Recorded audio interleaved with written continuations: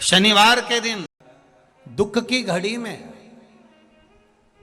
कोई आए चाहे ना आए, अगर आपने दिल से कर्जा हो गया, समस्या विकट हो गई, तकलीफ बढ़ गई, दुख बढ़ गया, आप शंकर भगवान के मंदिर में जाकर, ये जरूरी नहीं है कि आप सीहोर आए या कहीं जाएं, आप तो आपके घर के पास में जो शिव मंदिर हो उस मंदिर में एक लोटा जल चढ़ाना चालू कर दो, वो धीरे धीरे दुख काटना प्रारंभ कर दे, काटेगा दुख। बस जल चढ़ाने का एक नियम है शिव जी का। शंकर भगवान को जो जल चढ़ाया जाता है दुख काटने के लिए, तकलीफ काटने के लिए, कष्ट मिटाने के लिए, तो एक नियम है शंकर भगवान का जल चढ़ाने का जो नियम है। जैसे ये गौल जलाधारी है, यहाँ से पानी गिरता है, ये शिवलिंग है।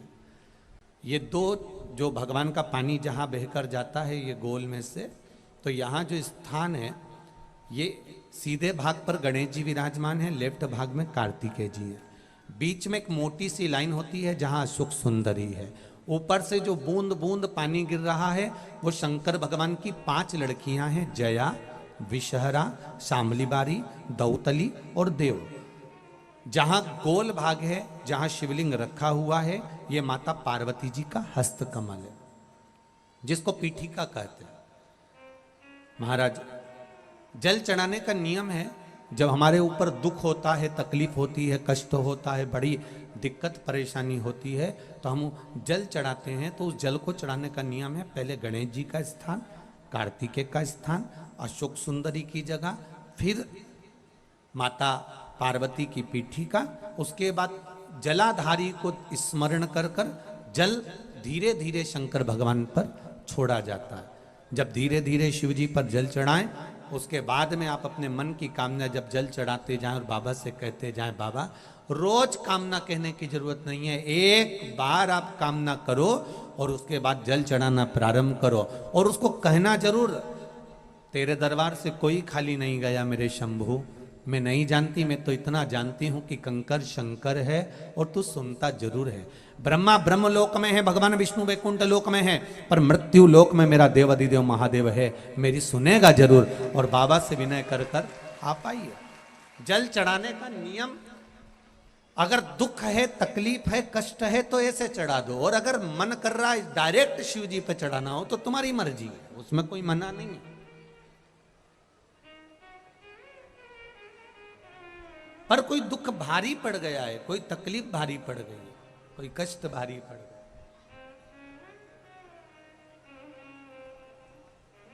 मेरे भोले तेरी सबसे बढ़िया, सबसे बस उससे दिल से आप कह रहे हो, एक आराधना, एक निवेदन, एक प्रार्थना आप हृदय से करो तो सुनेगा।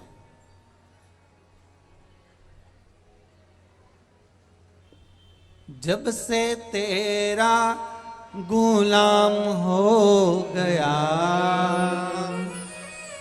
तब से मेरा भी नाम हो गया,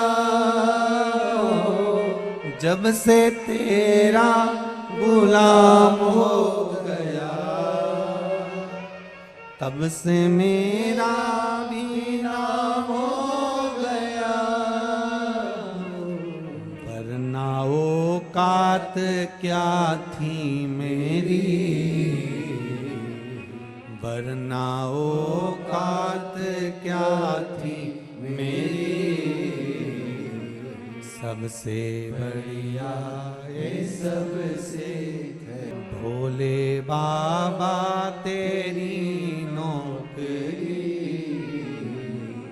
सबसे बढ़िया है सबसे करी। महाराज, आप दिल से उससे प्रार्थना करिए, वो दिल से सुनता है, कहो उससे।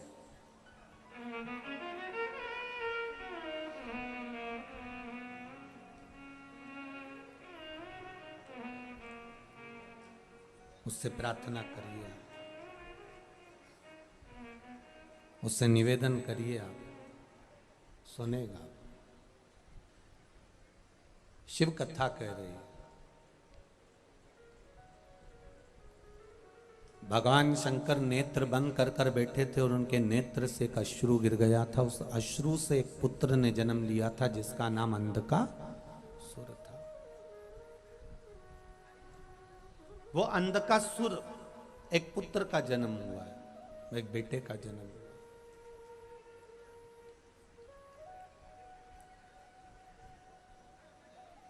और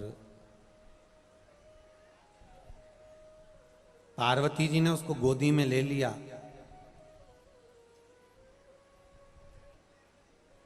शिव जी ने मना करा कि इसको फेंक दो, समुद्र में डाल दो, ये तुम्हारा पुत्र नहीं है। पर पार्वती जी कहती हैं कि आपके द्वारा प्रगटा है इसलिए मेरा पुत्र है। माता की जो करुणा होती है ना, माता का जो प्रेम होता है ना, मातृत्व जो प्रेम होता है वो कोई साधारण नहीं होता।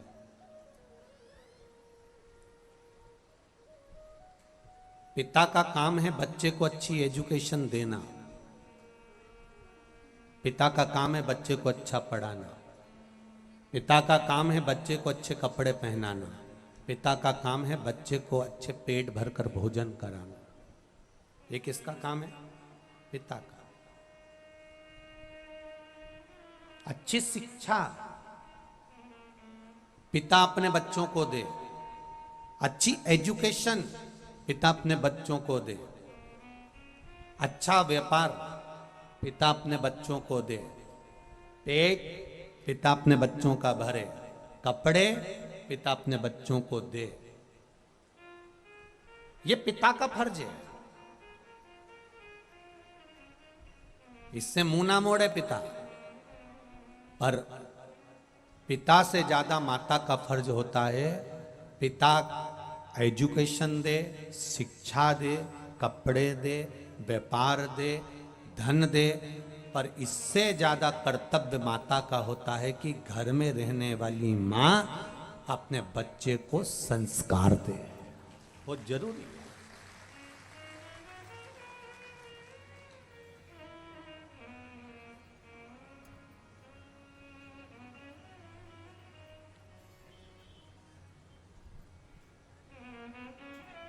मेरा धर्म पत्नियों से निवेदन है, जितनी भी यहाँ पर बैठी हुई हों, अर्धांगनियाँ जितनी भी बैठी हुई हैं, जितनी माताएं बैठी हैं, चाहे बुजुर्ग हो, चाहे युवान हो, चाहे नवयुगल जोड़ा हो, उनसे एक निवेदन करना चाहूँगा,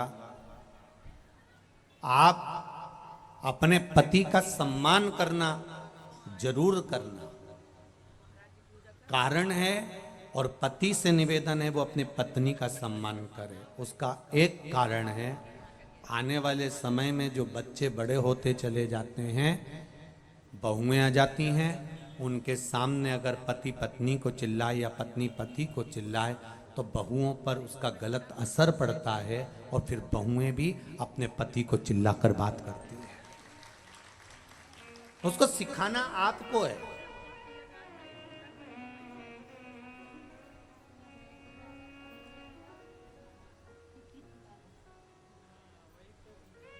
दुनिया की प्रत्येक पत्नियां अपने पति को मूर्ख समझती हैं और दूसरे के पति को ज्ञानवान समझती हैं। हमेशा देख लो, तुम्हें तो बिल्कुल अकल नहीं है, तुम्हें तो बोलने का तरीका ही नहीं है, तुम्हें तो लक्षण ही नहीं है, तुम्हें तो ये नहीं। और उसके देख लो तुम्हारे दोस्त को, कितना विद्वान, तुम्हारे बेस्ट फ्रेंड को देख लो कितना विद्वान। अब जो बेस्ट फ्रेंड की बात कर रही है उसकी पत्नी से पूछ किया ये कैसा है, तो वो भी यही कहती है इनमें तो अक्ल ही नहीं है, इनमें तो ये ही नहीं है। और वो हमेशा तारीफ तुम्हारे पति की करती है,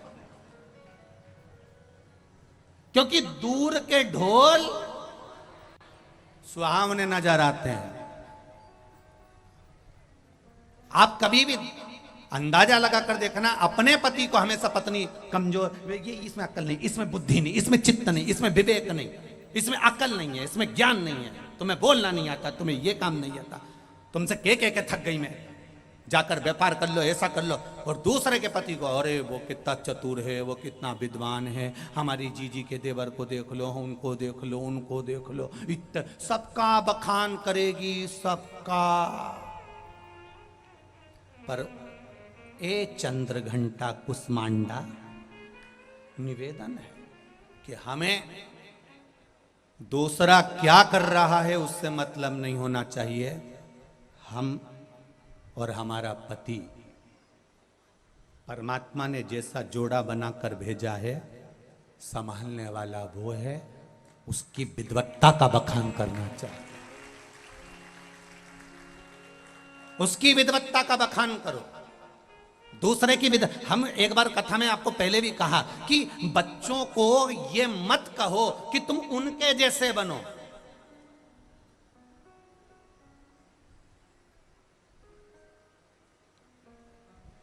इस चीज का लोगों ने हमारे लिए विरोध भी करा है, ऐसा नहीं है। हम बोलते हैं तो थोड़ा बहुत लोग विरोध भी कर देते हैं कि तुमने ऐसा कैसे बोल दिया कि उनके जैसे मत, उनके जैसे मत। अपने बच्चों को किसी का ज्ञान मत दो कि तुम उनके जैसे, अपने बच्चों को यह ज्ञान मत दो कि तुम उनके जैसे बनो, ऐसा मत बोलो।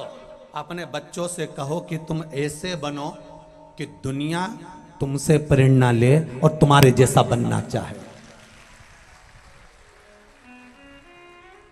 दुनिया तुमसे प्रेरणा ले और तुम्हारे जैसा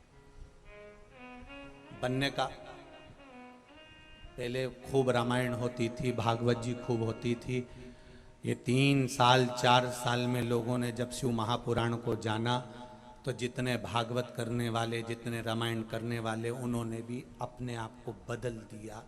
तो समझ में आता है कि बदलाव जिंदगी का नियम है। हमें दूसरे के जैसा नहीं बनना है, हमें प्रयास करना है कि आपके जीवन की श्रेष्ठता वो हो, आपके जीवन की विद्वत्ता वो हो, आपका समर्पण वो हो, आपका भजन वो हो, आपका कीर्तन वो हो कि आपके जैसे दुनिया बनना चाहे, आपके जैसे।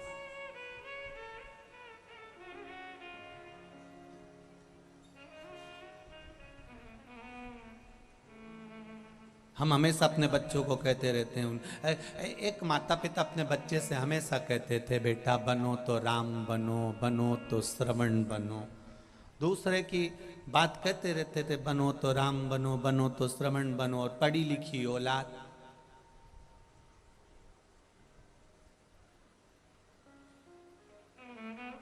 उन्होंने कह दिया, मम्मी तुम कभी कृष्ण बनने को तो कहती नहीं हो।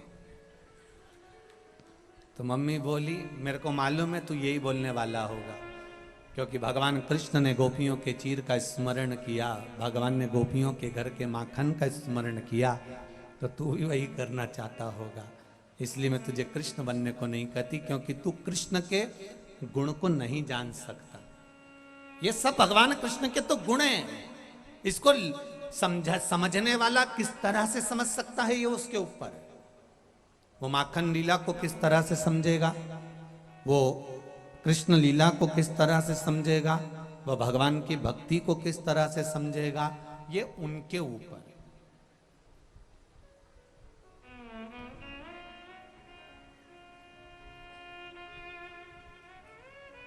ये उनके ऊपर।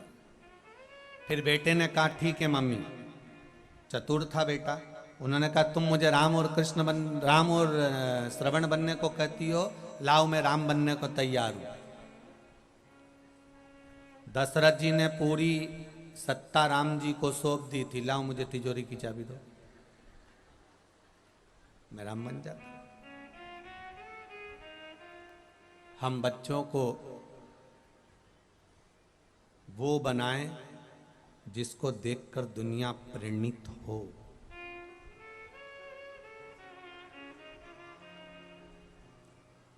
दुनिया में ऐसा कोई व्यक्ति नहीं पैदा हुआ जिसको भगवान ने कोई गुण नहीं दिया हो। भगवान ने जिसको कुछ अच्छा ना दिया, एक विकलांग व्यक्ति भी पैदा होता है तो भगवान उसको कुछ गुण देकर पैदा करता है, उसमें कुछ अच्छा चीज होती है जिसको वो निखार सकता है। बेकार भगवान अपने पास रखता ही नहीं। आप में से कितने लोग हैं जो अपने कमरे में अटाला रखते हो, कबाड़े का सामान रखते हो, बेकार सामान रखते हो? एक भी बहू, एक भी माता ऐसी नहीं होगी जो अपने कमरे में अटाला कबाड़ा रखेगी। आपके कमरे में जाकर देखो तो आपके फोटो टंगे होंगे, अलमारी लगी होगी, फूल रखे होंगे, गुलदस्ता धरा होगा। एक से बढ़कर एक जो वीआईपी चीज है ना, वो आपके कमरे में मिलेगी। अटाला आपके कमरे में, अटाला आपके कक्ष में, अटाला आपके घर में नहीं मिलेगा। अटाले के लिए कमरा अलग है, कबाड़े के लिए जगह अलग है, वहां पटक दिया जाता है। उसी तरह जैसे आप अपने कमरे में कोई फालतू का सामान नहीं रखती, उसी तरह शंकर भगवान अपनी पृथ्वी पर फालतू का व्यक्ति नहीं रखते, वो तो जो कीमती है उसको रखते। भगवान पैदा ही उसको करता है जिसमें कीमत होती है। कईयों को भगवान संतान नहीं देता, वो रोती है, बिलकती है, तो भगवान के आगे हाथ जोड़कर रोती है कि मुझे संतान क्यों नहीं। भगवान के कीमती होता तो दे देता, परंतु हो सकता है कि संतान दूं और वो गलत निकल जाए और जिंदगी भर तू रोए, इसलिए नहीं दी मैंने। तो कीमत भगवान अपनी पृथ्वी पर, जब आप अपने कमरे में अटाला नहीं रखते तो भगवान अपनी पृथ्वी पर अटालाओं को क्यों रखेगा? कई लोग कहते हैं कि ये निंदा करने वाले, चुगली करने वाले, बुराई करने वाले, इनको भगवान ने क्यों पैदा कर दिया? ये इतने बेकार बेकार लोगों को क्यों पैदा कर दिया? भगवान से पूछा गया तुमने इनको क्यों पैदा करा? भगवान कहते हैं इनको पैदा करने के लिए इसलिए पैदा करा क्योंकि ये ना जाने कितनों का मल धो देंगे, ना जाने कितनों का पाप धो देंगे। और राजा की काया जब टपक टपक कर गिरने लगी, राजा ने सारे डॉक्टर, वेद, औषधि सब करवाया, पर इलाज नहीं लगा, उसको आराम नहीं लगा।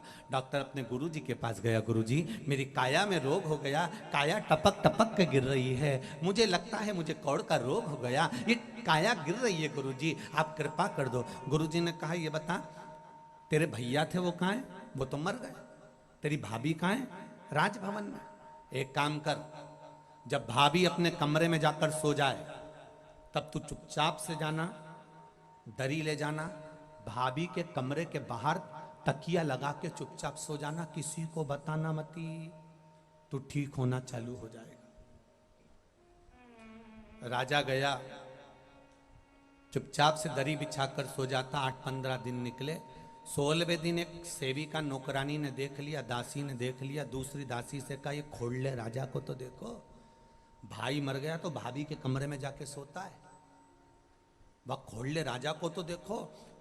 आगी की तरह बात पूरे नगर में फैल गई, सब राजा को थू थू करने लगे, गालियां देने लगे, अपशब्द कहने लगे, कोसने लगे, और राजा का शरीर धीरे धीरे धीरे धीरे ठीक हो गया, आराम लग गया। राजा अपने गुरुजी के पास गया, गुरुदेव सारी दवाइयां काम नहीं करी, औषधि काम नहीं करी, खूब दिखाया डॉक्टर को, पर वो डॉक्टरी काम नहीं करी, आपने मुझे भाभी के कमरे में सोने का बोला, बस इतने में मेरा काम हो गया। आखिर क्यों? गुरुजी ने कहा राजा तेरे पाप इतने बढ़ गए थे कि तेरे शरीर से टपक टपक कर गिर रहे थे, उस पाप को कम करने के लिए तेरी बुराई करवाना चालू करी।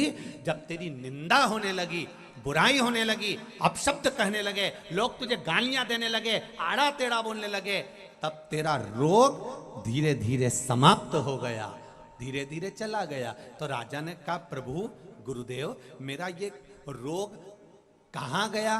तो गुरुजी बोले जिन्होंने तेरे लिए आड़ा टेढ़ा बोला, गालियां दी, अपशब्द बोला, ये उनके खाते में बांट दिया। पाप तो कहीं ना कहीं तो देना पड़ेगा ना, पाप को कहीं ना कहीं तो पहुंचाना पड़ेगा ना, वहां बांटा गया। बोलो अच्छा बोलो, सबके लिए अच्छा बोलो, अपशब्द नहीं बोलो। मुट्ठी बांधे हाय आज जग में हाथ पसारे, क्या तू लेकर आया जग में, क्या तू केवल एक भजन के सिवाय कुछ साथ नहीं जाएगा, स्मरण के सिवाय कुछ साथ नहीं जाएगा। जो तुमने दान करा, पुण्य करा, संकीर्तन करा, सत्संग करा, सालासर धाम में आकर तुमने अगर एक अठन्नी भी दान करी है, पुण्य करी है, सत्कर्म करा है, किसी को अन्न का भाग दिया है, किसी की सेवा करी है, किसी को एक अन्न का दाना भी खिलाया है, किसी पुण्य के स्थान पर, धर्म के स्थान पर, सत्कर्म के स्थान पर, तो वो खाली नहीं जाएगा।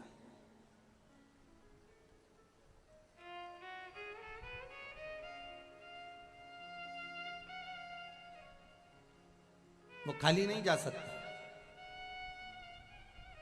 और जिन्होंने दान करा है, जिन्होंने पुण्य करा है, जिन्होंने सत्कर्म करा है, जिन्होंने एक निवाला भोजन भी, एक चावल का दाना, एक खिचड़ी या एक बूंद पानी भी आपने अगर किसी को धर्मार्थ में पिलाया है, तो यहाँ शिव महापुराण की तारीख लिख कर रख लेना और 3 महीने मिला लेना कि तुमने 10 रुपए की बोतल का पानी किसी को पिलाया था तो वो 1000 गुना होकर मिला कि नहीं मिला। अंदाजा लगा कर बैठना। हम एक कथा में कहकर जाते हैं, दूसरी कथा में पहुंच जाते हैं, कहीं हमको ढूंढने की जरूरत नहीं। अगली कथा का अनाउंसमेंट भी हम यहीं से कर कर जाते हैं।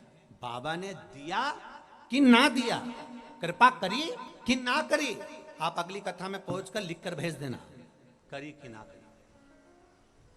कथाएं तो निरंतर चालू है ना, निरंतर।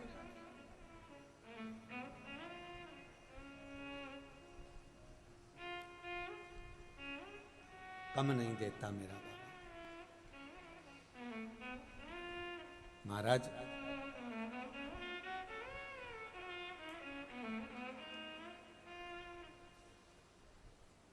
जैसे घर की परिभाषा अलग अलग होती है, हम घर को कितने नाम से पुकारते हैं। कहते हैं ये हमारा हाउस है, मतलब जिसको हौसला है उसी का, जम के बोलो, हाउस है। कोई कह देता है ये हवेली है, जिसमें चारों तरफ से हवा प्रवेश करे वो, जम के बोलो, हवेली। ये मकान है, जहां दीवाल के भी कान होते वो मकान, ये हमारा मकान। ये फ्लैट है, कर्जे पे बनाया, दे दे के अर्थी पे लेट गए, उसी का नाम फ्लैट। चुका चुका के, चुका चुका के, चुका चुका के आखिरी में लेट गए, उसी का नाम फ्लैट। जिंदगी भर देते रहे, ले साहब ले। फिर एक नाम आया बंगला, बगल वाले का नाम तक नहीं मालूम, उसी का नाम। कौन पास में रह रहा है, क्या दुख है, क्या तकलीफ है, बंगले वालों को कुछ नहीं मालूम। वो तो अपनी मस्ती में रह रिया है। अंदर गया गाड़ी में से, इसके सिवाय पड़ोस में क्या हो उसे कोई मतलब नहीं।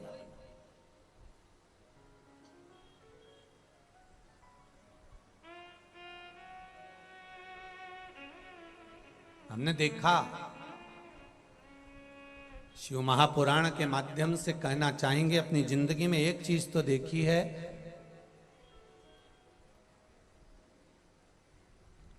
जो ज्यादा भाव खाता है वो बाद में बड़ा पाव खाता है। ये चीज तो देखी।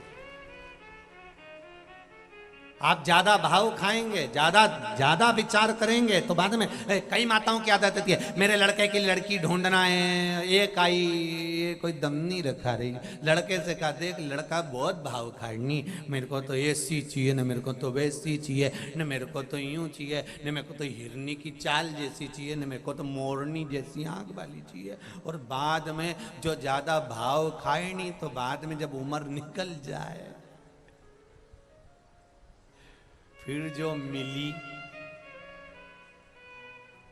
तू तो काली रे कल्याणी हो मां, जित देखूं जो ज्यादा भाव खाए, फिर बाद में जम के बोलो, बड़ा और पाव खाए, फिर मुश्किल है, बहुत मुश्किल।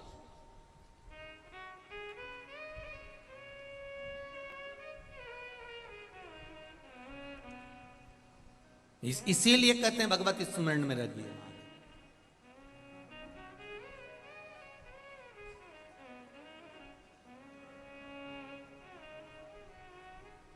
महाराज, अंधकासुर का जन्म हुआ, पार्वती जी ने गोदी में लिया, पुत्र मान लिया। मातृत्व तो प्रेम ही इसी को कहते हैं। एक माता की जो दृष्टि होती है, माता का जो स्वरूप होता है, वो अपने बच्चों के प्रति जैसा समर्पण भाव रहता है, ऐसा ही समर्पण भाव उसका बहुओं के प्रति रहता है, और बहुओं का भी समर्पण भाव माता के प्रति रहता है। दुनिया के लोग कितना भी कह दें कि बहू बुरी होती है, बहू में लक्षण नहीं होते, बहू में ये नहीं होता, वो नहीं होता, तो मेरा बुजुर्ग माताओं से निवेदन है, तो तुमने अपने छोरे की शादी करी तो क्या देख के करी? छोरे ने तो नहीं किया था कि शादी कर दो।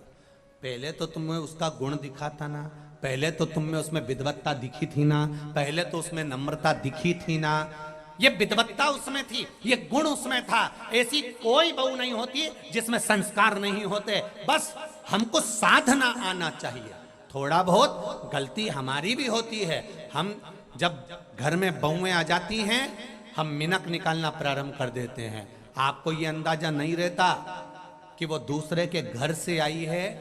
जब हम अपने घर के बच्चों को कुछ नहीं कहते, थोड़ी गलती कर देते हैं, ठीक है छोरा ने कर दी, बेटी ने कर दी, कोई बात नहीं, तो बहुओं में भी ये भाव देखिए कि ठीक है, हो गई होगी, छोटी है वो भी, अभी उसकी उम्र क्या है। अपनी बेटी आती है, तुम आगे बढ़कर चाय पिला देते हो, अपनी बेटी आई तो तुमने उसको संभाल लिया। तो ये जानो ना कि वो भी बेटी है, वो भी किसी के घर से आई है।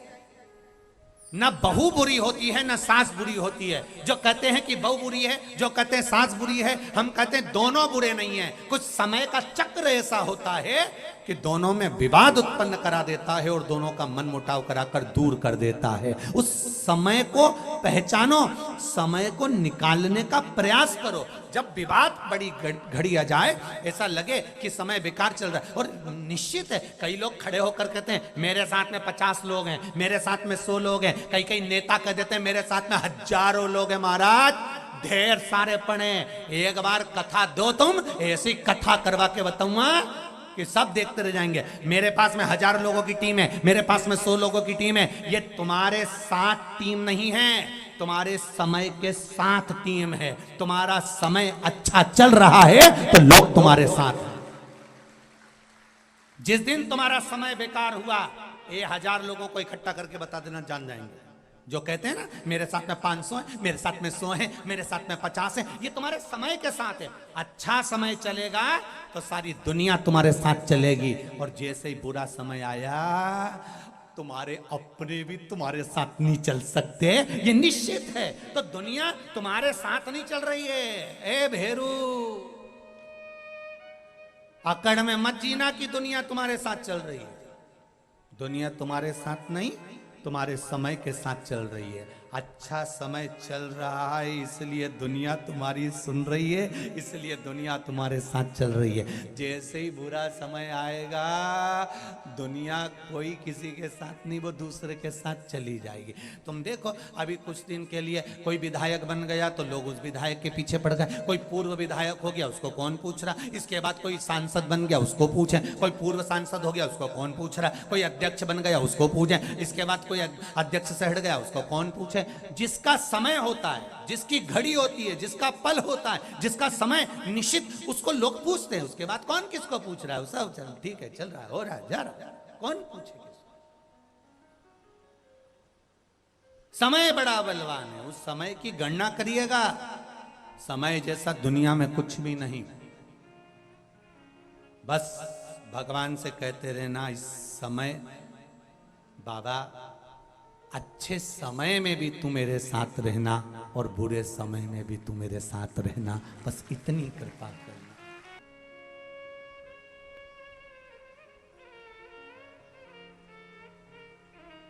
ना घर के भरोसे, ना परिवार के भरोसे, ना घर के भरोसे हो, ना परिवार के भरोसे हो। मेरे बाबा दया करना, मैं तेरे भरोसे हो।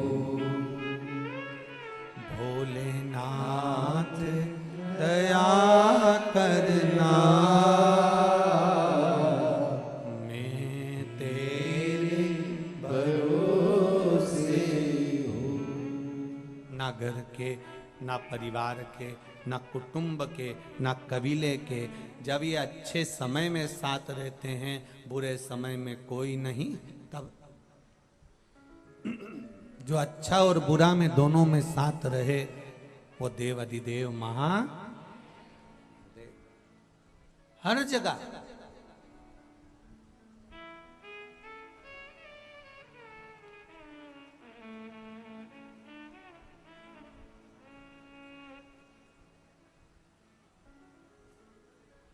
झूठ बोल के आए,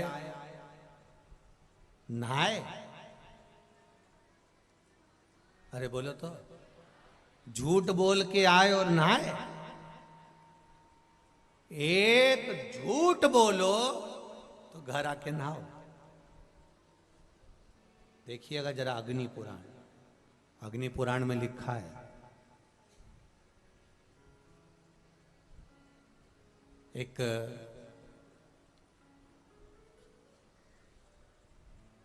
कौवे को एक हंसनी पसंद आ जाती है। कौवा उस हंसनी को ले आता है। हंस अदालत में केस लगा देता है कि मेरी हंसनी को कौवा ले गया, छुड़ा दीजिए। कौवे ने भी वकील कर लिया है, हंस ने भी वकील कर लिया है। कौवे के वकील ने कहा, सुन रे कौवे, हंसनी हमेशा हंस की रही है, कौवे की कभी नहीं हुई, तू हार जाएगा। कौवा कहता है मैं क्या करूं कि जीत जाऊं, तो कहा जज के घर चले जा। रात को कौवा जज के घर गया और जज साहब से बोला, जज साहब तुम्हारी 7 पीढ़ी बैकुंठ में है कि नरक में, मैं देख रहा हूं। तुम्हारी 7 पीढ़ी बैकुंठ में बैठी है, मैं देख रहा हूं। व्यक्ति की 7 पीढ़ी बैकुंठ में है कि नरक में, या तो कौवा बता सकता है या ब्राह्मण बता सकता है। इसीलिए श्राद्ध में दोनों को भोजन कराया जाता है। इनकी दृष्टि लंबी होती है। मैं देख रहा हूं तुम्हारी 7 पीढ़ी कहां है। तुम मेरा एक काम कर दोगे जज साहब, तो तुम्हें जीते जी तुम्हारी 7 पीढ़ी से मिला दूंगा। जज ने पूछा क्या? कल अदालत में हंसनी को मेरी बना दो, तुम्हारी 7 पीढ़ी जो बैकुंठ में बैठी है उसका दर्शन में तुम्हें 7 शरीर जीते जी करा दूंगा। जज ने सोचा मेरी 7 पीढ़ी का दर्शन मुझे जीते जी मिल रहा है, इससे बढ़कर क्या। जज कुर्सी पर बैठा, उसने निर्णय दे दिया, हंसनी हंस की नहीं, हंसनी कौवे की है। हाहाकार मच गया, हंस रोने लगा, आंखों से जल बहने लगा।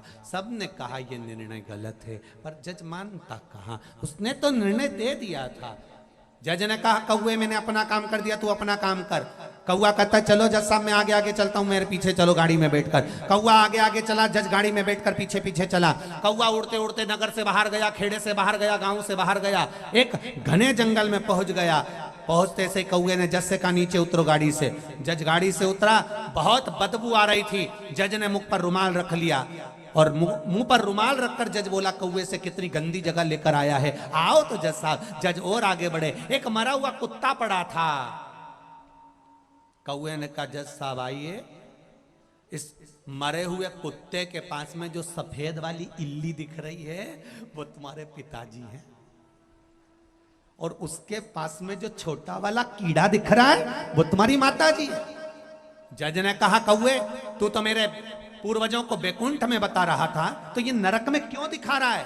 कौवा कहता है जज साहब जिस समय मैंने बोला था तुम्हारे पूर्वज बैकुंठ में थे, पर तुमने अपनी कुर्सी पर बैठकर एक झूठ बोल दिया, इसलिए 7 पीढ़ी नरक में गिर गई एक झूठ के कारण। जरा विचार करिएगा, एक झूठ के कारण जब 7 पीढ़ी नरक में गिर जाती है, तो झूठ बोलने के बाद गंगा जल से नहाना चाहिए कि नहीं नहाना चाहिए, तो निर्णय तुम्हारा होना चाहिए। और तुम दिन भर मोबाइल पे कितना झूठ बोलती हो रही जगदम्बा, कितना राम, और ऊपर से कह रही मैं तो इतना भजन करती हूँ, मैं इतना भजन करती हूँ, मैं इतना कीर्तन करती हूँ, इतना कीर्तन करती हूँ। तुम 7 दिन झूठ बोलने की जगह एक दिन ऐसा बना लो कि मैं केवल इसी दिन झूठ बोलूंगी, या समय बांध लो कि मैं सुबह 9 बजे से 11 बजे तक झूठ बोलूंगी।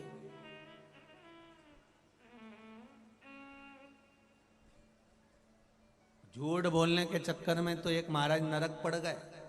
एक बहुत विद्वान पंडित जी, इतने विद्वान, कथा करते, खूब प्रवचन देते, नरक में चले गए।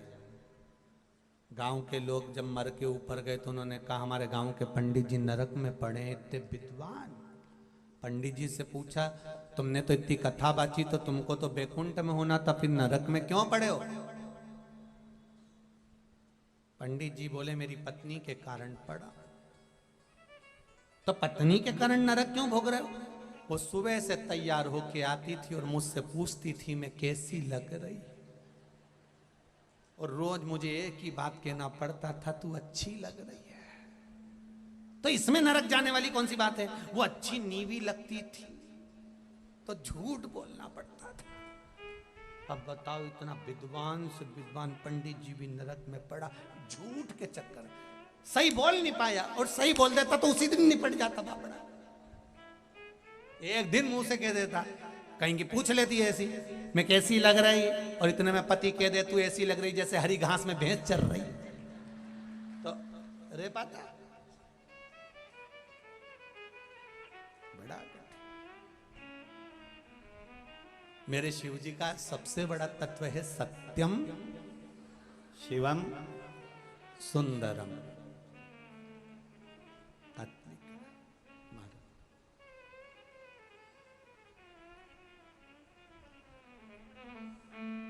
इसीलिए शिव कथा कहती है, भगवान शंकर का संवाद कहता है, शिव तत्व कहता है।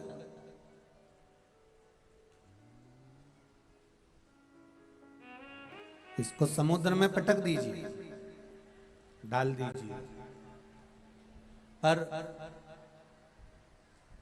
पार्वती जी के हृदय का जो मोह है, माता पार्वती के मन में, चित्त में, हृदय में जो पुत्र के प्रति आसक्ति थी, तो कैसे डाल दे मां?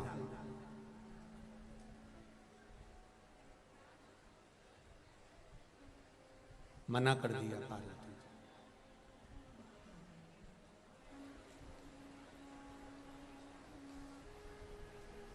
मैं इसको पानी में नहीं डालूंगी क्योंकि ये आपके द्वारा प्रकट हुआ है, पुत्र है।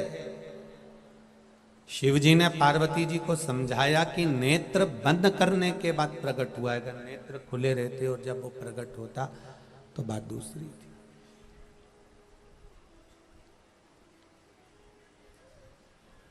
बहुत शिव जी ने कहा, तब माता पार्वती जी ने समुद्र में उस बालक को फेंका, हिरण्याक्ष ने उसको पकड़ लिया। जब बड़ा हुआ हिरण्याक्ष के प्राण चले गए। अब अंधकासुर ने तप करा, साधना करी, बहुत तप साधना में डूबा।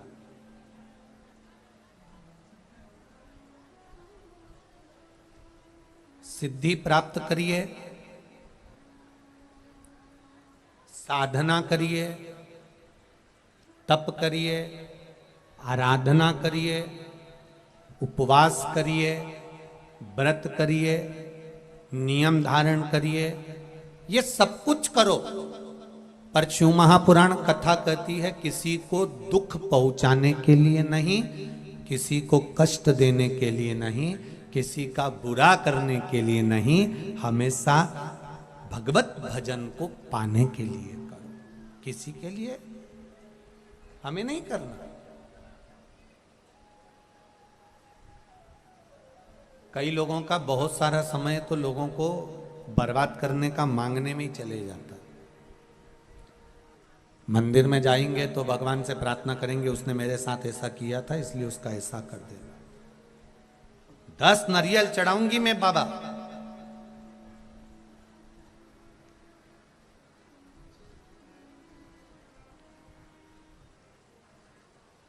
शिव महापुराण में आओ,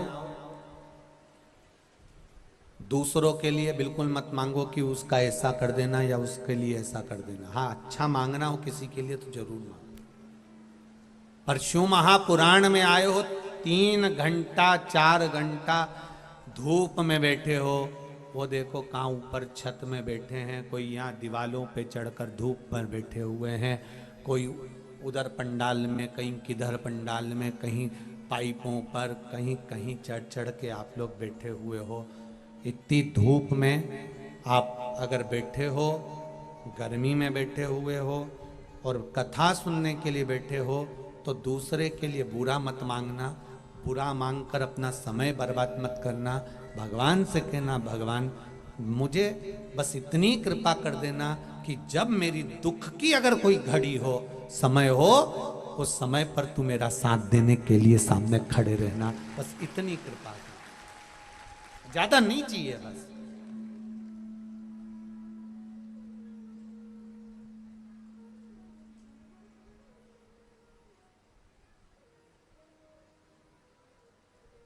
एक पत्र आया है, देखिए।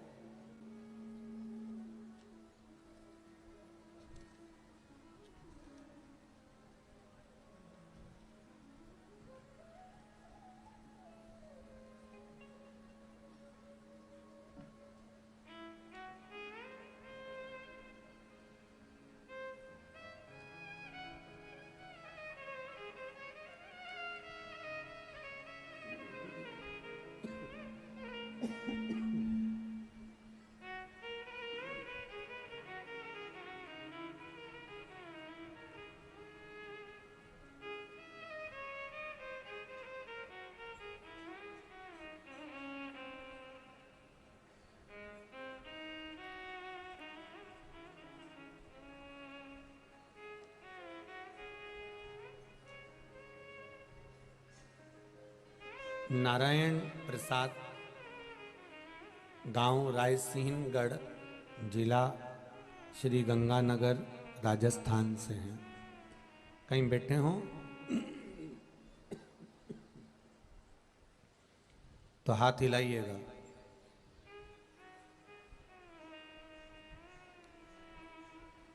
गुरुजी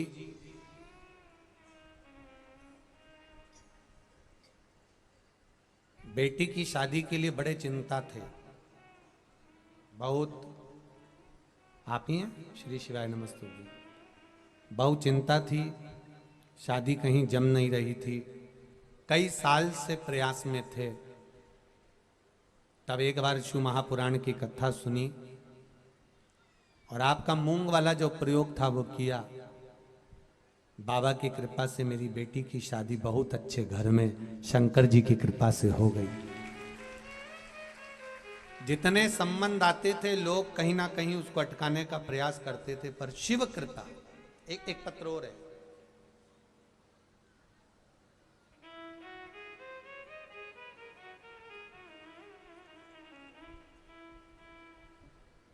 लाइन अच्छी लिखी है भजन की। तेरे दरबार की बाबा निराली शान देखी है, तुझे देते नहीं देखा पर झोली भरी देखी है। महाराज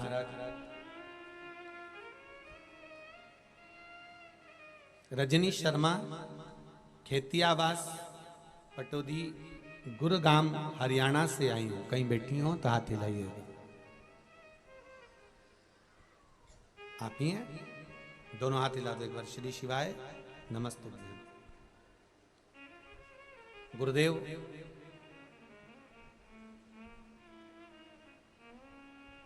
पति को 10 साल से पथरी थी और बहुत तकलीफ में रहते थे, हमेशा दर्द बना रहता था, बहुत बहुत कष्ट था। अंग्रेजी देसी सब तरह की दवाइयां कराई पर आराम नहीं लगा। होम्योपैथिक वो भी करा ली, औषधियां सारी दे ली, जड़ी बूटियां भी दे ली, पर आराम नहीं लगा। गुरुदेव ऑपरेशन करवाने के लिए कह दिया गया, पर एक बार कथा सुनी और मंदिर में जाकर एक लोटा जल और बेलपत्र वाला प्रयोग करा। मानते नहीं थे भगवान को, तो भी शिव जी की कृपा से विश्वास जगा और चढ़ाना प्रारंभ करा। बेलपत्री को औषधि के रूप में भगवान शंकर से मांग कर लेकर आते और वो खाना चालू करा। गुरुजी कुल 4 सोमवार ही निकले थे और चौथे सोमवार को अगले दिन इनको इतना दर्द हुआ, इतनी तकलीफ हुई कि कहने लगे कि इतना दर्द सहा नहीं जाता और ऑपरेशन करा लेते हैं। अब शिवजी की भक्ति हो गई, अब रेन दे तेरे हिसाब से। पर वो दर्द इतना बढ़ गया 20 मिनट तक तड़पते रहे और 10 साल से दवाई ले रहे थे गुरुजी। वो 20 मिनट का जो दर्द था, उस दर्द के बाद दूसरी बार जांच कराने गए तो पथरी जा चुकी थी, नहीं बची। अब ठीक है, श्री शिवाय नमस्तुभ्यम। बैठिए। ये शिव कृपा है, ये शंकर की उदारता। जो 10 साल से पथरी थी, वो बाबा की कृपा से अब धीरे धीरे वो दर्द, भले शिव थोड़ा समय ले सकते हैं, परीक्षा ले सकते हैं, पर ये निश्चित है आपका विश्वास अगर पक्का है, आपकी भक्ति अगर पक्की है, दृढ़ता अगर पक्की है तो जरूर हो। कुछ बोलना है, पर वो एक को माइक देंगे ना तो बहुत सारे खड़े होने वाले हैं। देव जरा देव माइक तो जल्दी पहुंचाइए।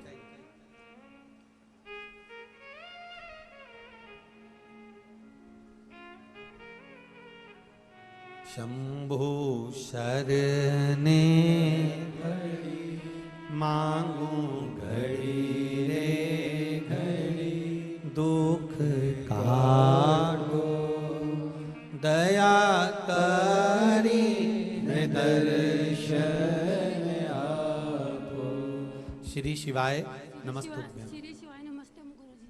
जम के बोले श्री शिवाय। श्री शिवाय नमस्तुभ्यम गुरुजी। माइक के बज बढ़ाओ। कहाँ से आई हो? गुरुजी मैं जयपुर से आई हूँ। जोधपुर? जयपुर से। क्या नाम है आपका? पूर्णिमा शर्मा। पूर्णिमा शर्मा। पूर्णिमा शर्मा जी, बोलिए। गुरुजी मेरे पति का 27 साल से एक्सीडेंट हो रखा है, वो बेड पे है जी।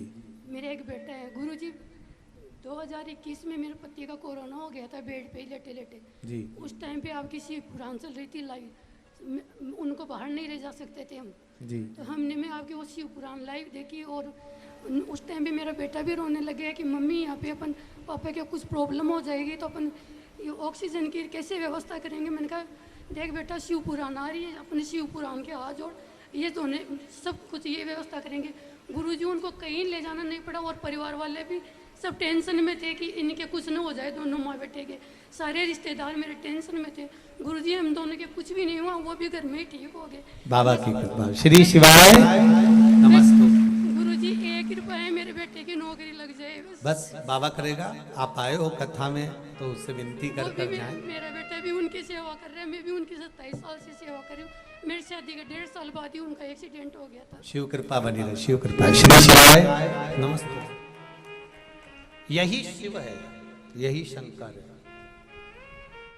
आपके हृदय में बस वो विराजमान हो गया और विश्वास अगर दृढ़ हो गया तो मिलता जरूर। जैसे कहा, बच्चा कह रहा है कि ऑक्सीजन कहाँ से आएगी, पलंग पर पड़े हुए हैं, कोरोना बहुत ज्यादा है, क्या होगा। पर शिव महापुराण के प्रति जो विश्वास जागृत रखा, माँ ने कहा कि वो है, संभालेगा।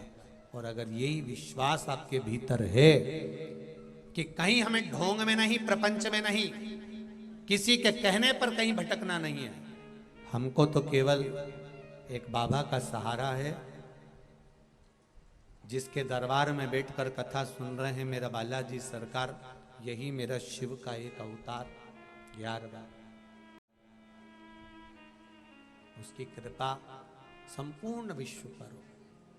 बैठा है, आप हृदय से उसको पुकारोगे, वो हृदय से सुनेगा, करेगा। पार्वती मैया के नैनों में जल भरा हुआ था। अंधकासुर ने जो तप करा, अंधकासुर ने जो साधना करी, अंधकासुर ने जो व्रत करा, उपवास करा, वो दुनिया को दुख पहुंचाने के लिए करा। पर शिव महापुराण की कथा कहती है मंदिर में सिर भी झुकाना, एक व्रत भी करो, साधना भी करो, उपवास भी करो, भगवान से प्रार्थना भी करो, तो दूसरों के दुख पहुंचाने के लिए नहीं कि उसने मेरा बुरा करा था तो उसका बुरा होना चाहिए। नहीं नहीं,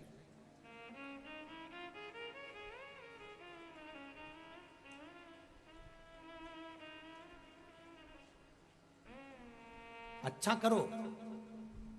अगर किसी ने बुरा भी करा है ना तो भगवान से यही कहना, प्रभु ऐसी कृपा करना कि सबका भला करना, सर्वे भवन्तु सुखी ना, सब सुखी रहे।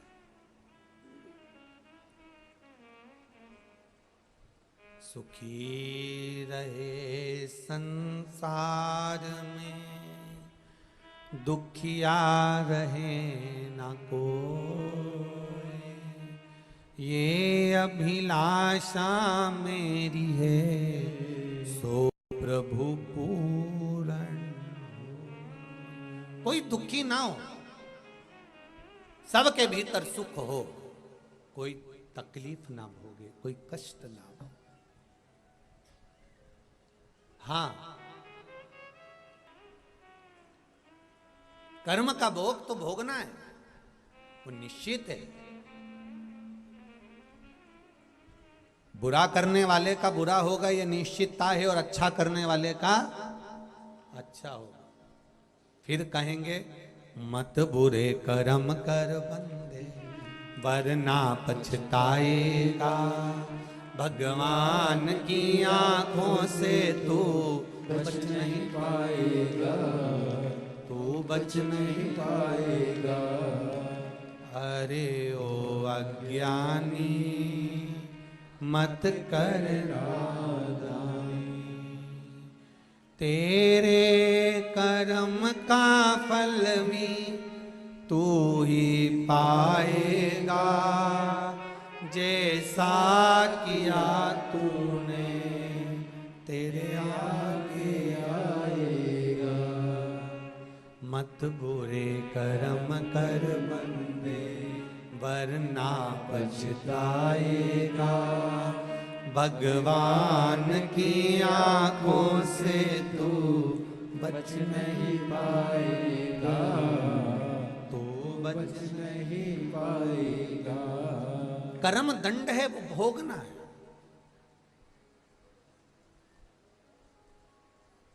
अच्छा करते चलो, अच्छा बोलते चलो, अच्छा करने का प्रयास करो। बुरा नहीं करना है हमें। शिव कथा कह रही है, अंधकासुर ने तप करा, अंधकासुर ने साधना करी, सेट करिए साउंड। अंधकासुर ने तप करा, अंधकासुर ने साधना करी, अंधकासुर ने खूब खूब तप साधना करी, पर उसने जगत हित के लिए नहीं करी है, सत्ता हित के लिए करी।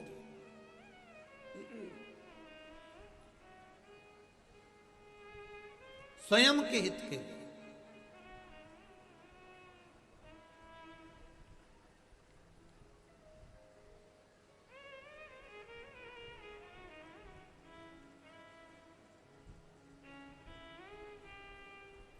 कल कथा में कहा था,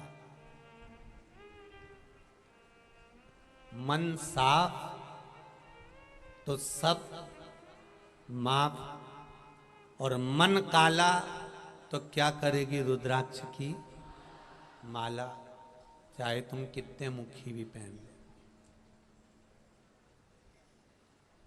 अंधकासुर का मन क्लियर नहीं था।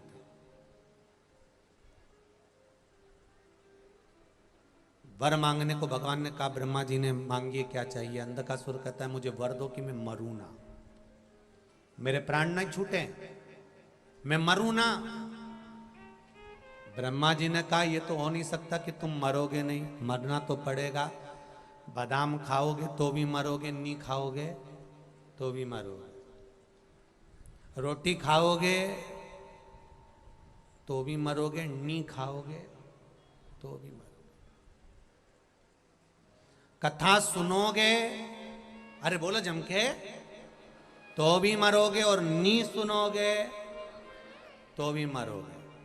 तो किसी ने पूछा फिर कथा सुनने से फायदा कौन सा है जब मरना ही है? तो फायदा केवल एक ही है, बिल्ली अपने मुख से अपने बच्चे को पकड़ती है, 7 घर लेकर जाती है, पर बिल्ली का बच्चा नहीं मरता।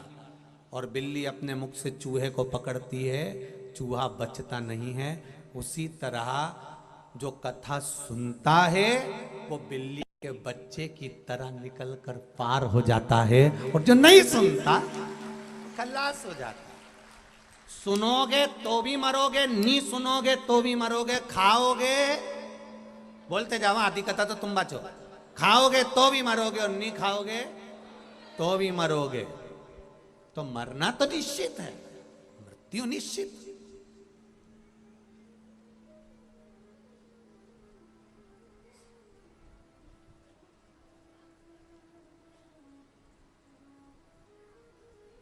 मरना निश्चित है। एसी के रूम में रहोगे तो भी, और नॉन एसी में रहोगे तो भी, डल्लब के गद्दे पे सोओगे तो भी, और नी सोओगे तो भी।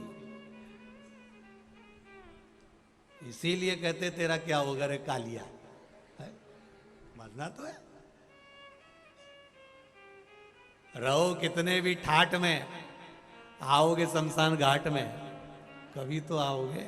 शिव जी कहते हैं जब निपट लूंगा अच्छे से। कई लोग कहते हैं हम शंकर जी के मंदिर नहीं जाते, हम शंकर जी को नहीं मानते, हम तो ये वाले। कोई कहता है हम ये वाले, हम कृष्ण को मानते हैं, कोई कहता है हम राम को मानते हैं, कोई कहता है हम दत्त को मानते हैं, कोई कहता है हम इसको मानते हैं। हम शंकर जी का प्रसाद नहीं लेते, हम शंकर जी के मंदिर नहीं जाते, हम शंकर जी को नहीं मानते। पार्वती जी ने भी शंकर भगवान से कहा, देख लो कितना कड़ में बैठा है। पार्वती जी ने जैसे ही बोला, शंकर जी बोले चिंता मत कर, पाला तो अपने से ही पड़ेगा। ऐसी गीली लकड़ी में जलाऊंगा 3 दिन तक, ठंडा ही नहीं होने दूंगा। तो रुक जा।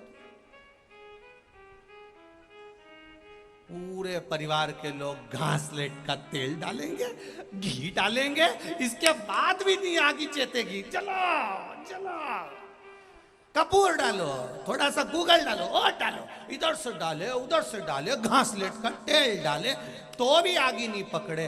तो कि पता नहीं आज हवा नहीं चल रही है। तो कहा हवा बहुत पहले चल गई थी, 4 साल से लगातार चल रही है हवा तो शिव पुराण की, पर अकड़ में था ना, इसलिए शंकर जी के दरवाजे नहीं जा सका। तो शंकर जी ने भी कह दिया अब थोड़ा इंतजार कर पड़े रे।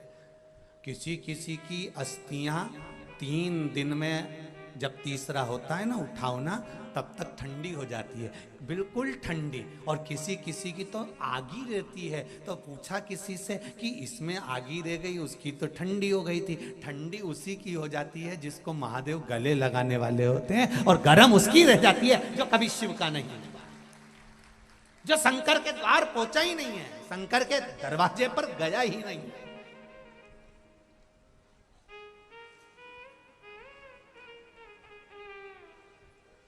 कौन जाएगा, क्या करेगा? अंधकासुर कहते मैं मरूं ना, ऐसा कोई प्रयास करा जाए। जब भगवान शरीर देता है उस समय पर मरने की तारीख, समय, घड़ी, पल, नक्षत्र, स्थान लिख देता है कि तुम कहां पर मरोगे, कितनी बजे मरोगे, कितनी घड़ी मरोगे, कितने समय पर मरोगे। ये तारीख, पल, नक्षत्र, समय लिखा हुआ है। कई लोग कहते हैं बद्रीनाथ हमसे नहीं बनेगा, हम जाएंगे और हमारी सांस फूल गई और मर गए तो। अब वो बेचारी बद्रीनाथ इसलिए नहीं गई कि सांस फूल गई और कुछ हो गया तो, और मालूम पड़े सब गए और ये बाथरूम में नहाने गई थी और पांव फिसल गया और निपट गई। ला ये चली, वहां का लिखा नहीं था, यहां का लिखा था। स्थान, घड़ी, पल, नक्षत्र, समय निश्चित है कि कहां पर प्राण छूटेंगे, कब छूटेंगे, कितनी बजे छूटेंगे। 7 ताले में राजा परीक्षित बंद हो गया था। 7 ताले, कांच का महल था जो जन्मेजय ने बनवाया था, श्रीमद् भागवत में लिखा है। 7 ताले में परीक्षित था। तक्षक नाग कहां से प्रवेश करा, रस पीने के लिए अंदर जा रहा था, उसके गिलास की पेंदी में तक्षक नाग चिपक कर चले गया। मृत्यु तो मृत्यु है। 7 तालों में भी बंद हो जाओगे तो भी आएगी। इसलिए निवेदन है, कोई साथ नहीं देगा, ना सियोर वाला महाराज ना परिवार वाले। एक साथ देगा वो डमरू वाला, एक लोटा जल सारी समस्या का, वो साथ दे जाएगा। राम नाम, कृष्ण नाम, शिव जी का नाम, बालाजी का नाम, तुम जिस नाम को जप रहे हो वो साथ देगा। कोई तुम्हारे मरने के, द्रौपदी का चीर खिंचा रहा था, गुरु द्रोणाचार्य बैठे थे जिन्होंने गुरु मंत्र दिया था गुरु द्रोणाचार्य, और द्रौपदी रोती रोती गुरु द्रोणाचार्य के सामने गई, मैं तुम्हारी चेली हूं, तुमने मुझे गुरु मंत्र दिया, कम से कम तुम तो साथ दो। गुरु द्रोणाचार्य ने कहा, सुन ले बेटा, इस सभा में जितने बैठे कोई साथ नहीं देगा, मैं तेरा गुरु हूं, मैं भी साथ नहीं दूंगा। साथ तो वो देगा उसका भजन कर। द्रौपदी ने तब उसको पुकारा और मेरा द्वारिका का नाथ आया। बस यही बात हमको स्मरण में रखना है कि हमें किसी को नहीं पकड़ना, हमें तो देव अधिदेव महादेव को पकड़ना है, हमें भगवान को पकड़ना है। आज के जमाने के जितने गुरु हैं, आज के जमाने के जितने गुरु हैं, वो ये सोचते हैं कि लोग मेरे यहाँ आए, मेरे यहाँ भीड़ बढ़े और मेरे पास बैठे रहे, मेरा चरण पकड़े रहे, मुझसे पूछें, मेरे से कहें। जितने गुरु हैं आज के जमाने के, वो अपने पास जोड़ने का प्रयास करते हैं। पर शिव महापुराण की कथा कहती है, चरण पकड़ना तो मेरे देव अधिदेव महादेव के पकड़ना, वो आखिरी तक साथ दे। जीवन के साथ भी और जीवन के बाद भी पक्का बीमा है, पक्का बीमा। जीवन के साथ, जीवन के, कुछ बोलना है? देव जरा माइक दो बच्चों को, दो।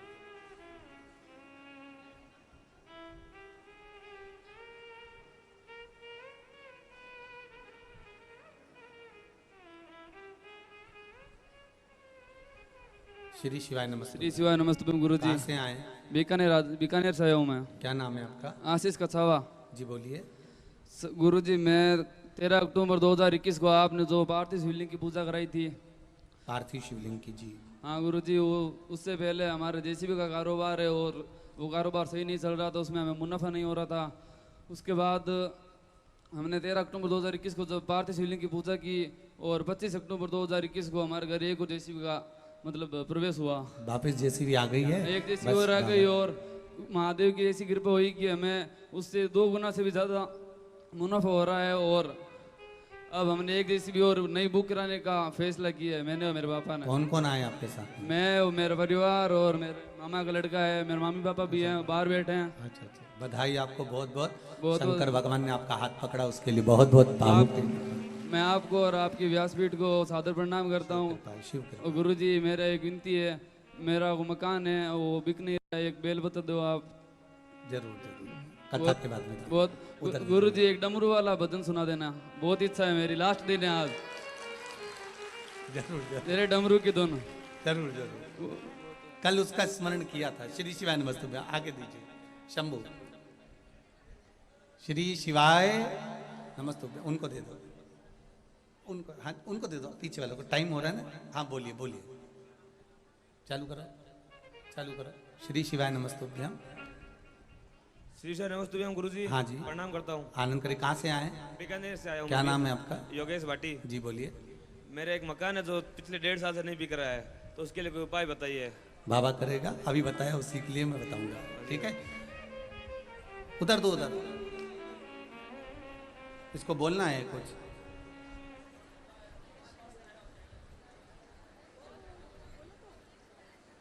चलो। शंभु शरणे पड़ी। अब थोड़ी देर बाद बोल लेना, थोड़ी देर बाद थोड़ी कथा हो जाए, इसके बाद कथा के बाद दया दर्शन आपो। शिव कथा कह रही है, भगवान शंकर का गुणगान कर रहा है। शिव स्मरण। अंधकासुर जो तप करा, जो साधना करा, ब्रह्मा जी ने कहा मृत्यु निश्चित है अंधक, तुझे कुछ और मांगना हो तो बोल दे। अंधकासुर ने कहा प्रभु बस आप एक कृपा कर दीजिए, अगर मुझे अमरता का वरदान नहीं दे सकते तो इतनी कृपा करो कि मेरे प्राण जब छूटे, जब मैं अपनी माता को गलत दृष्टि से देखूं। क्योंकि अंधकासुर को यह मालूम था कि मेरे को जन्म देने वाली कोई मां नहीं है। अंधकासुर को यह मालूम था कि मुझे जन्म देने वाला कोई पिता नहीं है। मैं तो जल में मिला हूं हिरण्याक्ष को, उनको ये मालूम था। इसलिए उनको लगा कि जिस दिन मैं अपनी माता को गलत दृष्टि से देखूं उस दिन मरूं, उस दिन मेरे प्राण छूटे। भगवान ब्रह्मा जी ने कहा तथास्तु कहा, और ब्रह्मदेव तथास्तु कह दिए। अंधकासुर गया, अब उसको मद आ गया, अहंकार आ गया, अभिमत्ता आ गई कि अब मैं मरने वाला नहीं, क्योंकि मेरी कोई माता है ही नहीं।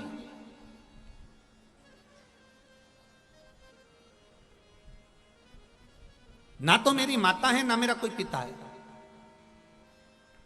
तो मेरी मृत्यु होगी नहीं। अंधकासुर ने अपने दूतों से कहा मुझे शादी करना है, विवाह करना है।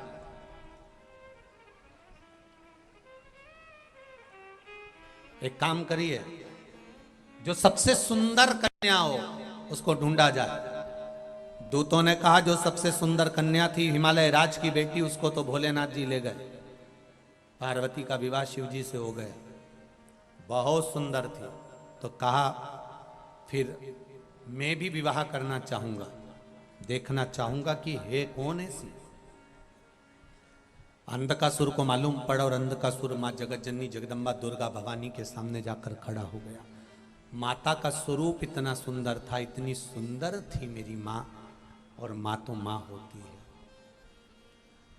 कहते हैं जितनी सुंदरता मां की ऊपर से नहीं होती, उतनी सुंदरता मां के हृदय की होती है, क्योंकि इसकी वात्सल्यता बड़ी है। मां मां होती है। बहुत प्रसन्न होती है मां तो भी रो लेती है, और बहुत गुस्से में होती है मां तो भी रो लेती है। आंखों से उसके आंसू झरते रहते हैं। बहुत प्रसन्न है तो भी रो रही है, बहुत दुखी है तो भी रो रही है। मां गुस्से में बेटों को गालियां दे देती है, मां गुस्से में बहुओं को गालियां दे देती है, मां गुस्से में बेटों को कोस देती है, मां गुस्से में बहुओं को कोस देती है, मां गुस्से में बहू और बेटों को इतने गंदे गंदे शब्द बोल देती है, खूब कोस देती है। कई बार गुस्से में आड़ा टेढ़ा बोलकर मां अपने बेटे और बहू को कोस देते हैं, गुस्से में बोल देती है। पर देवी भागवत कहती है कि मां अगर गुस्से में बेटे और बहू को कोस भी देते हैं तो भी बेटे और बहू का बुरा नहीं होता, उसका भला ही होता है, क्योंकि मां बाद में रो लेती है। कोसने के बाद भी मां की आंख में आंसू आ जाते हैं, वो रो लेती है और बाद में कहती है क्यों कहा मैंने, क्यों बोला, क्या करना मुझे। अपने आप को संभालती है मां, फिर भी मां है।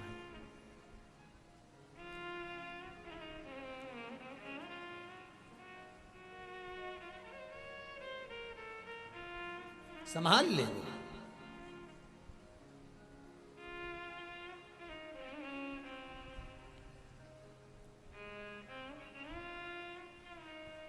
हम सालासर जी की गौशाला में गए दर्शन करने के लिए। सालासर बालाजी सरकार की जो गौशाला है उसका दर्शन किया। गौ माता की सेवा देखकर बड़ी प्रसन्नता हुई। सालासर संस्थान को, सालासर जी की जो समिति है उसको, ट्रस्ट है उसको, पुजारी परिवार को और सालासर के रहने वाले सभी बेटा बेटियों को धन्यवाद दूंगा कि इतने अच्छी तरह से गौ माता की सेवा हो रही है। उसे देखकर दिल बड़ा प्रसन्न हुआ, बड़े आनंद हुआ। कई गौशालाएं देखने में मिलती है कि दान तो ढेरों का ले लेते हैं, पैसा ढेरों का इकट्ठा कर लेते हैं, पर गौ माता के लिए सही से चारे और पानी की व्यवस्था तक नहीं हो पाती। कई जगह पर लोग हमसे कहते हैं, हम जहाँ कथा करने जाते हैं, यहाँ पे गौशाला अच्छी है गुरुजी चलो, यहाँ गौशाला अच्छी है गुरुजी चलो।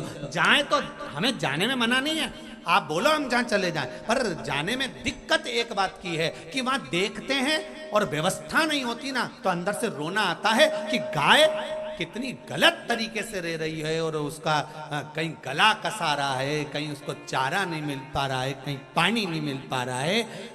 जो दान आता है, जो धर्म आता है, गौ माता के निमित्त का अगर हम लेते हैं तो वो गौ माता में सही तरीके से लगे। जैसे आज सालासर की गौशाला को देखकर दिल खुश हुआ, सेवा हो रही है, आनंद हो रहा है, औषधि हो रही है, उपचार हो रहा है, गौ माता के प्रति जो समर्पण का भाव लगा, बहुत अच्छा लगा। कई जगह लोग कहते हैं आप हमारे यहाँ गौशाला चलिए, वहां चलिए, हम नहीं जाते क्योंकि देखेंगे दिल दुखेगा, और दिल दुखेगा और कह दिया व्यासपीठ से तो लोगों को बुरा लगेगा। सबसे बड़ी दिक्कत की बात तो यह है कि मुंह से निकल गया तो, इसलिए प्रयास करो। कई गौशालाओं में दान आया, खूब गौशालाओं में दान किया गया, पर जब गौ माता के दुख की घड़ी आती है उस समय पर वो पैसा, वो धन लगना चाहिए सही जगह पर, तो गौ सेवा है। नहीं तो मालूम पड़े अपना भंडारा भरा, कोई मतलब नहीं, तो जीवन बेकार। आप लोग भी अगर सालासर आए, जितने लोग भारत की भूमि के देश और विदेश में आस्था चैनल से कथा सुन रहे हैं, तो एक बार सालासर जी की गौशाला का जरूर दर्शन करिएगा कि कितना सुंदर आनंद से सेवा चल। करें दर्शन। और हम कहते हैं जहाँ दान दें वहाँ एक बार जरूर देखें कि वहाँ सही। हम आप लोगों से, जितने लोग यहाँ दान देते हैं कुबेरेश्वर महादेव के लिए, हम उनसे भी कहते हैं एक बार जिंदगी में कुबेरेश्वर धाम आकर देखना कि तुमने 1 रुपया दिया तो वो सही जगह लग रहा है कि नहीं लग रहा। मंदिर निर्माण में, गौ माता में, यहाँ पर सुराना परिवार बैठा हुआ है, और भी कई लोग बैठे हैं जो सीहोर आकर गए होंगे, उनसे पूछना भोजन मिला, रहा, अच्छा लगा, ना लगा। कंकर शंकर की भूमि है, ये जरूर है कि अभी वहाँ काम चल रहा है, इतनी व्यवस्थाएं तो हम नहीं कर सकते, पर जहां तुम धर्म कर रहे हो, पुण्य कर रहे हो, सत्कर्म कर रहे हो, वहां देखो जरूर, जाओ, दिल से करो।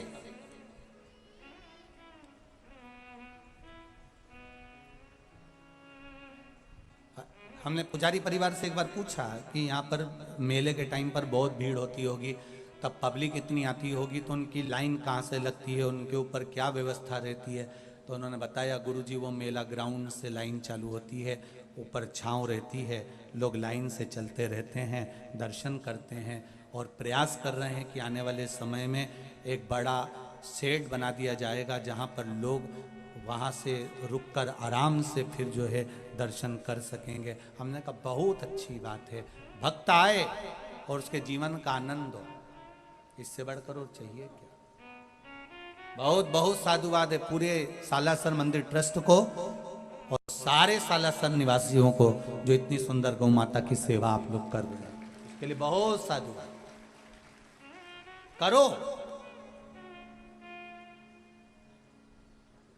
सुंदर है माँ, माता की सुंदरता का बखान क्या करें। अंधकासुर ने जो जाकर माता पार्वती का स्वरूप देखा और देखते से ही माता पार्वती को पकड़ना चाहा, उनका हाथ छूना चाहा, उनको खींच कर ले जाना चाहा। इतने में पार्वती जी को मालूम पड़ गया कि इसने गलत तरीके से मुझ पर दृष्टि दी है। गलत तरीके से।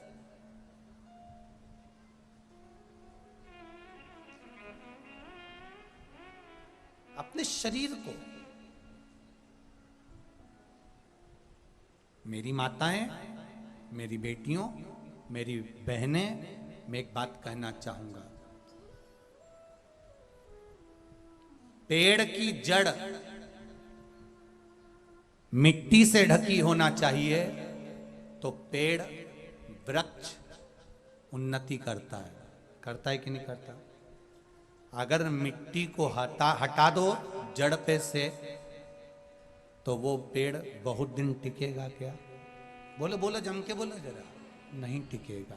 और वो वृक्ष अगर जड़ पे से मिट्टी को हटाया और जड़ दिखने लगी तो वृक्ष कुछ दिन में नष्ट हो जाएगा।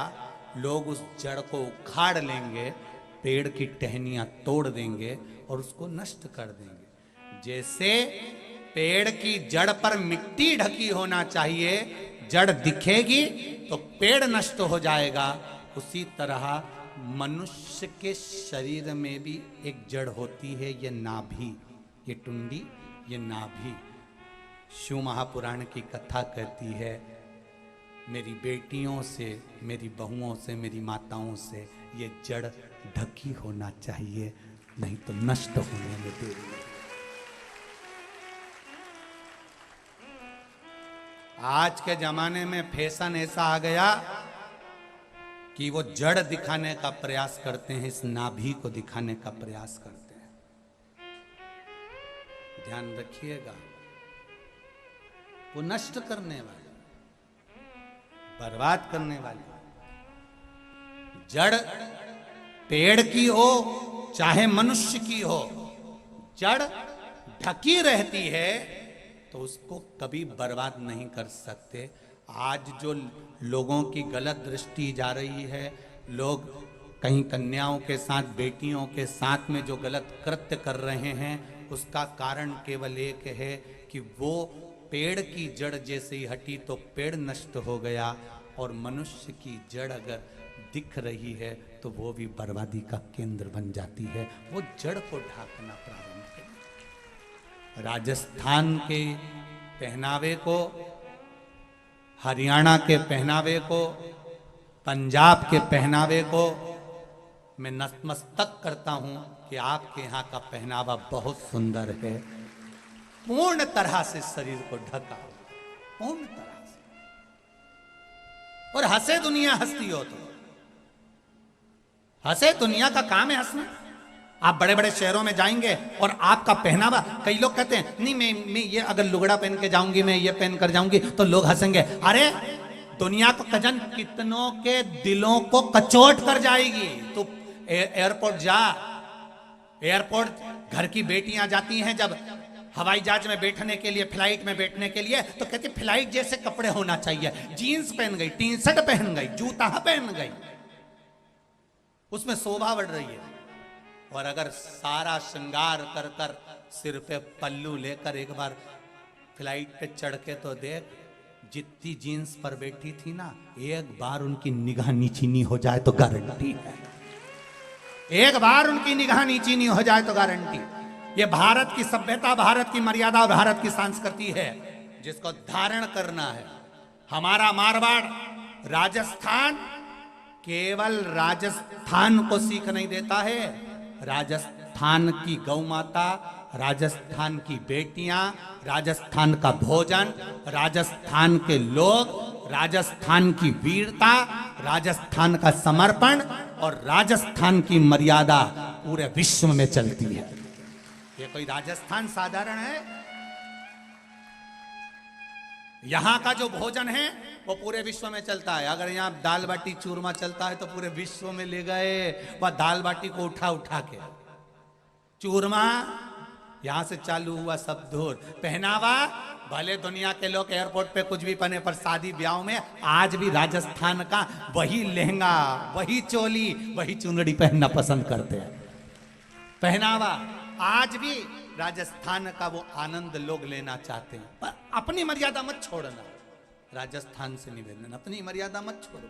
रहो, दुनिया हंसे हंसती रहे। आग लगे बस्ती में, अपन रहो मस्ती में। अपने आप को नीचा मत समझना।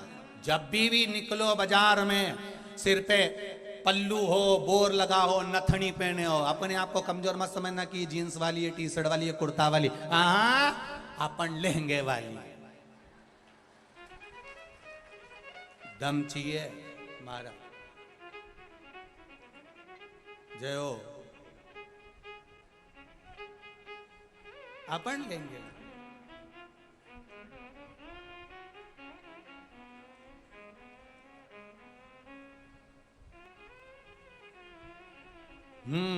पहनावा वहां भी देखा मैंने।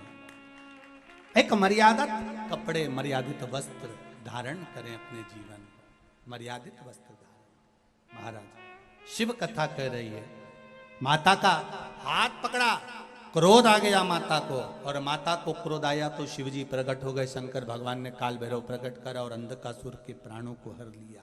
बहुत रोना आया मेरी माता को कि मैंने इसको पुत्र माना था, इसने गलत दृष्टि से देख लिया और माँ ने उसके प्राण हर लिए। माता हर ली प्राण।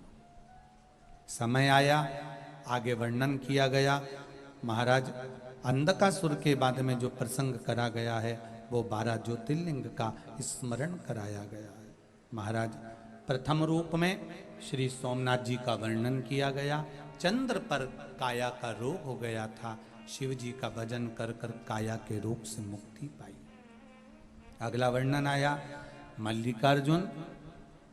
भगवान कार्तिक के रुष्ट होकर चले गए थे तो शिव पार्वती उनको लेकर आए थे, मल्लिकार्जुन के रूप में भगवान विराजमान हुए थे। फिर अगला वर्णन आया है श्री महाकाल, दूषण नाम के राक्षस का संहार।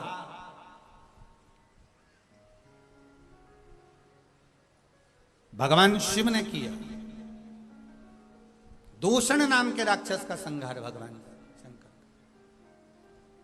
और वो दूषण नाम का राक्षस कोई साधारण नहीं था महाराज, कोई सहज नहीं। उसको वर था, उसके शरीर से रक्त गिरेगा तो वो उतने रूप धारण कर लेगा। शंकर भगवान को जाकर कहा कि ये दूषण नाम का राक्षस ब्राह्मण के बच्चों को निचोड़कर उसका रक्त पी जाता है, इसको मारना जरूरी है। शंकर भगवान ने कहा मैं मार तो दूंगा, तुम एक काम करो मेरी बहन के पास जाओ, छिपरिया के पास, उससे जाकर कहो जब मैं दूषण को मारूंगा तो छिपरिया पानी के रूप में आ जाए और जल के रूप में आकर पूरे रक्त को धोकर चली जाए तो इसका जन्म नहीं होगा। छिपरिया को आने में देरी हो गई, दूषण नाम के राक्षस का रक्त भूमि पर गिरा तो उसने 84 रूप धारण कर लिए। शंकर भगवान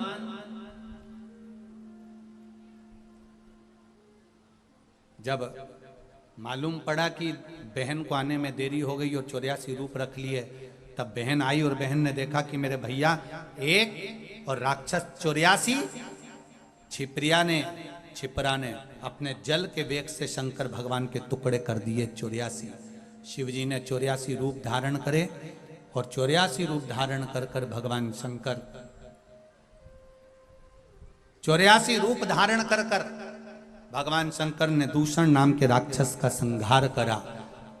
महाकाल की नगरी में उज्जैनी में मेरा देव अधिदेव महादेव 84 रूप में विराजमान है, इसलिए वहां 84 महादेव आज भी विराजमान है। 84 महादेव आज भी वहां पर विराजमान हैं।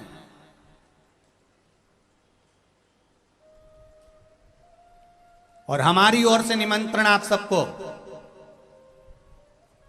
एक बार 84 महादेव करने के लिए उज्जैन की पावन धरा पर 7 दिन की एक बार शिव महापुराण करने की बहुत दिन से अभिलाषा थी।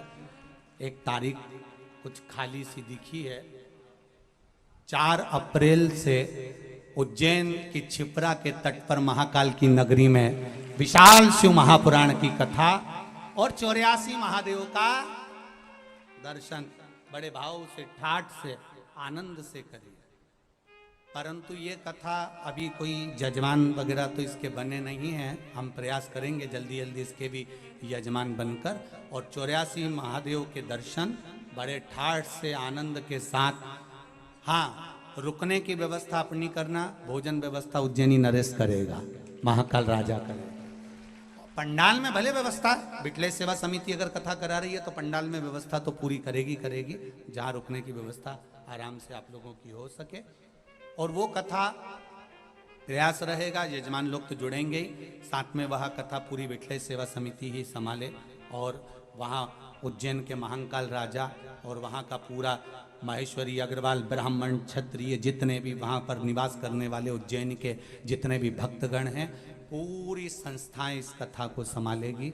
4 अप्रैल से 10 अप्रैल तक ये पावन 2023 का ये निमंत्रण है। बड़े आनंद के साथ उज्जैनी नगरी में भाव के साथ में होगा। हर हर महादेव।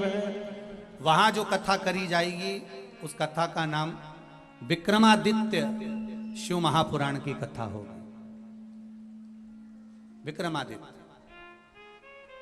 और अशोक नगर में जो कथा है वो तर्पण कथा है। अशोक नगर के बाद में कथा नवरात्रि में जो है मंदसौर में पशुपतिनाथ की स्थली, पशुपतिनाथ मंदिर का सुंदर स्थान, और राष्ट्रीय स्वयंसेवक संघ इस कथा को करा रहा है। वहाँ की जो बेटियां हैं उनको सुरक्षा देने के लिए मंदसौर की पावन धरा पर कितनी तारीख से है? 26 सितंबर से मंदसौर में, मंदसौर लंकाधिपति रावण की ससुराल भी है जहाँ की मंदोदरी थी, इसलिए उस कथा का नाम रखा है मंदोदरी शिव महापुराण की कथा। तो मंदसौर की पावन धरा पर 26 सितंबर से चालू होगी, 2 तारीख तक वो कथा चलेगी। तो 26 तारीख से चालू होगी और 2 बजे वो कथा आस्था चैनल पर आएगी। तो ऐसा क्रम उसका रहेगा। तो महाकालेश्वर बाबा का स्मरण। अगला आया ओंकारेश्वर, विंध्य नामक पर्वत ने तप करा, भगवान ओंकार के रूप में विराजमान हुए। अगला वर्णन है केदारनाथ, नर नारायण ने तप कर कर भगवान शिव को विराजमान किया था। अगला वर्णन है भीमाशंकर। कुंभकर्ण की धर्मपत्नी करकटी, करकटी का पुत्र भीम, जिसने देवताओं के मंदिर तोड़ दिए थे, तो भगवान शंकर ने आकर भीम का संहार करा। भगवान शिव भीमाशंकर के रूप में विराजमान हुए। अगला वर्णन है काशी विश्वनाथ, मनु और शत्रुपा।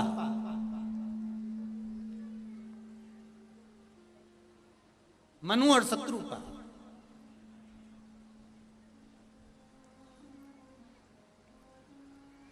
जिस मनु और शत्रुपा ने भगवान शंकर को काशी में विराजमान किया, वो मनु शत्रुपा काशी में विराजित हुए भगवान शिव। काशी की कथा की तारीख भी आपको बताई है, 10 अक्टूबर है। बड़े प्रेम से आप लोग उसको श्रवण करें। काशी की कथा किस नाम से होगी वो अगली कथा में आपको वर्णन कर दिया जाएगा, जो बाबा चाहेगा उस नाम से स्मरण हो। महाराज, अगला वर्णन आया है काशी के बाद में त्र्यंबकेश्वर। गौतम बाबा पर गौ हत्या का दोष लगा, बाबा आनंद के साथ में त्र्यंबकेश्वर के रूप में विराजमान हुए ब्रह्मा विष्णु महेश, जिन्होंने गौतम बाबा पर से गौ हत्या के दोष को मिटाया। अगला वर्णन आया है श्री वैद्यनाथ। रावण लघु शंका के लिए गए, शिवलिंग को भूमि पर रख गए